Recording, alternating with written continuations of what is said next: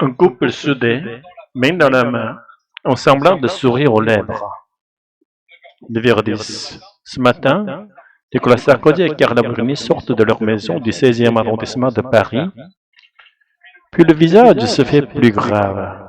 L'ancien président salue les centaines de supporters venus l'encourager à l'appel de ce fils. J'ai fait 5 heures de route et là, je vais repartir. On a des gens qui sont des voyous, des terroristes qui sont dans la nature, et lui, on l'amène en prison. Je trouve qu'il y a une forme d'injustice très forte. Le clan Sarkozy était au complet. Sa fille Julia et ses 3 garçons, Jean, Pierre et Louis. Une dernière retraite avec son épouse, et Nicolas Sarkozy s'engouffre à 9h13 dans un véhicule escorté par la police. En route pour la prison, l'ancien président affiche un regard noir. De sa voiture, il poste un long message sur les réseaux sociaux et qui se termine par ces mots. Je n'ai pas de doute, la vérité triomphera, mais que le prix à payer aura été écrasant. À 9h39, le convoi pénètre dans l'enceinte de la prison de la Santé. Pas une image de l'ex-président n'en sortira. Pour les habitants du quartier, cette incarcération de l'ancien chef d'État, une première en Europe, paraît normale. C'est un justiciable comme tout le monde, hein. Il n'y a pas de raison, il ne faut pas des traitements de faveur, il n'y a pas d'une justice à deux niveaux. À 16h, le sort de l'ancien président s'invite à l'Assemblée nationale. Le ministre de la Justice, critiqué notamment par l'un des plus hauts magistrats de France, pour avoir annoncé qu'il rendrait visite à Nicolas Sarkozy, se justifie. Il est tout à fait normal et tout à fait légitime de s'enquérir, comme pour tous les détenus de France, mais celui-ci, avouez-le, pose des questions plus complexes de sécurité, de sa sécurité. Pendant ce temps, à la prison de la Santé, Nicolas Sarkozy reçoit ses premières visites au parloir, de son épouse d'abord, puis à 17h, d'un de ses avocats. Il a fait du sport aujourd'hui, il a commencé à écrire son livre. Voilà, c'est un livre, c'est pas le club méditerranéen. A commenté. Nicolas Sarkozy devrait dormir au moins plusieurs semaines en prison en attendant la décision du juge sur une éventuelle remise en liberté demandée dès aujourd'hui par ses avocats. Complètement pliés par la force du vent, 3 immenses grues se sont effondrées dans la soirée du lundi sur des immeubles à Raymond dans le Val d'Oise. Les appartements sont éventrés car les Indiens n'ont pas résisté aux rafales de la tornade.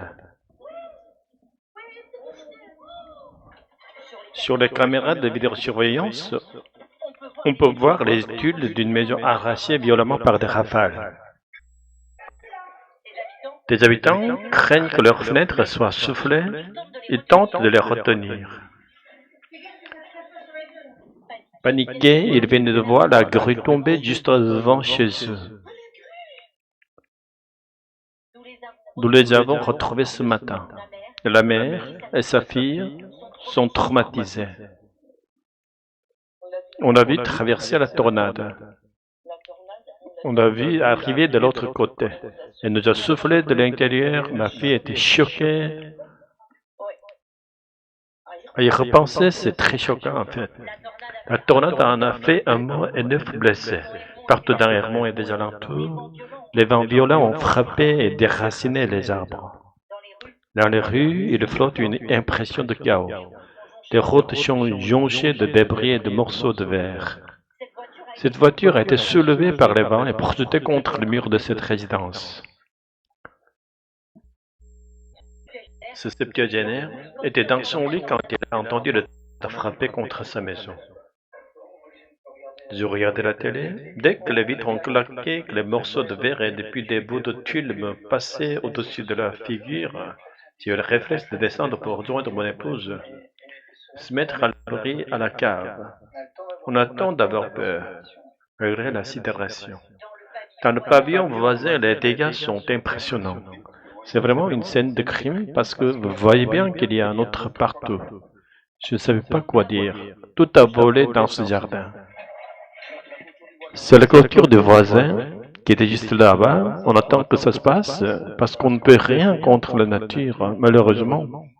C'est vraiment la peur, sans vous le cacher. Dans le quartier, les assureurs sont déjà en train de dévoiler des dégâts. Les dommages causés par les tornades sont couverts par les assurances. Mais pour être indemnisé plus rapidement, il faudrait que l'État intervienne.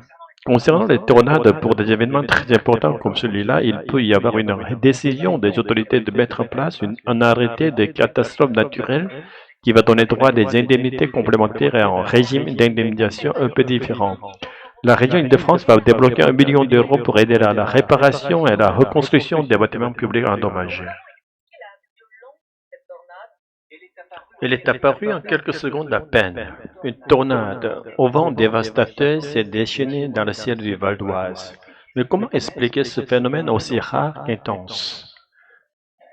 Tout commence à 16h30 en Eure-et-Loire, avec la formation d'un orage au-dessus de la ville de Dreux.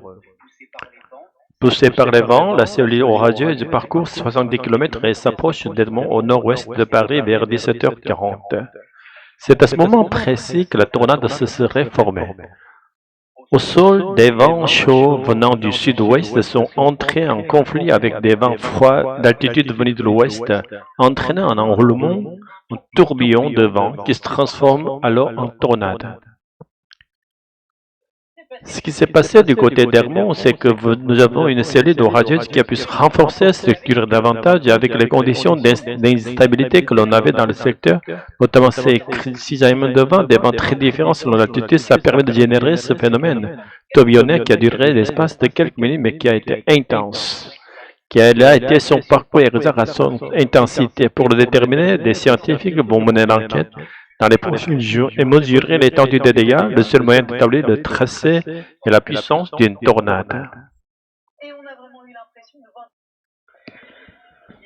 Hier après-midi, dans le Val d'Oise, la nuit dernière, en Meurthe-et-Moselle, il y a un mois dans le Morbihan. Plusieurs tornades violentes ont frappé le territoire les dernières semaines. La France était très exposée à ce phénomène. Une cinquantaine de tornades touchent chaque année le pays. La plupart sont de faible intensité, mais quelques-unes font beaucoup de dégâts. Celle-ci, spectaculaire, a parcouru 206 km en 2022 sur la Normandie et le Pas-de-Calais, record. L'une des plus meurtrières a eu lieu en 2008. Des vents de 300 km à l'heure ont fait 4 morts dans le nord. C'est justement dans ces deux régions, les Hauts-de-France et dans la Normandie, que les tornades sont le plus fréquents. Alors, sont-elles prévisibles? Difficilement. Aux États-Unis, des passionnés les chassent, mais elles les trouvent toujours au dernier moment. Très localisé, le phénomène est compliqué à prévoir. Les tornades sont souvent liées aux orages, et particulièrement aux orages les plus puissants. Et déjà, les orages sont des phénomènes qui sont difficiles à prévoir, donc vous vous doutez que quelque chose qui est lié à un phénomène déjà difficile à prévoir, ça l'est encore plus. Faut-il également s'attendre à de plus en plus de tornades? Aucune étude n'indique aujourd'hui que le réchauffement climatique provoque une augmentation de ces phénomènes extrêmes. On peut juste dire qu'en moyenne, au niveau global, dans un climat plus chaud, aux moyennes altitudes, les nuages d'orage vont être potentiellement plus intenses et ça favorise potentiellement la formation de tornades. Chaque année en France, en moyenne, 5 tornades font des dégâts très importants.